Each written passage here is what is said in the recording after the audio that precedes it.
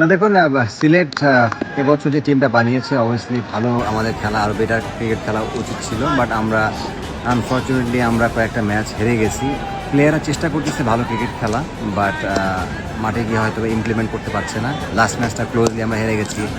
আমরা আমাদের জায়গা থেকে আপ্রাণ চেষ্টা করছি কীভাবে রেজাল্ট আনা যায়, এবং আমি যতটুকু আমার এক্সপিরিয়েন্স বাংলাদেশ ক্রিকেটের সাথে ছিল বা আমি এখনও আছি, আমি চেষ্টা করে যাচ্ছি তাদের সাথে ওয়ান টু ওয়ান কথা বলছি। আমরা ম্যানেজমেন্ট সবাই খুব চেষ্টা করছি যে টিমটাকে উজ্জীবিত করার, এবং আই হোপ যে সবাই তাদের তাদের জায়গা থেকে চেষ্টা করতেছে। আই হোপ যে এখনও 3টা ম্যাচ আছে আমাদের, আমরা আশা করি যে আমরা আবার কাম ব্যাক করবো। না অবভিয়াসলি এটা তারা তো ডিজার্ভ করে, তারা সবসময় চায় যে সিলেট হোম টিম, সিলেটের গ্রাউন্ডে খেলা হচ্ছে, আমাদের প্লেয়াররা ভালো খেলবে, আমরা ভালো রেজাল্ট নিব।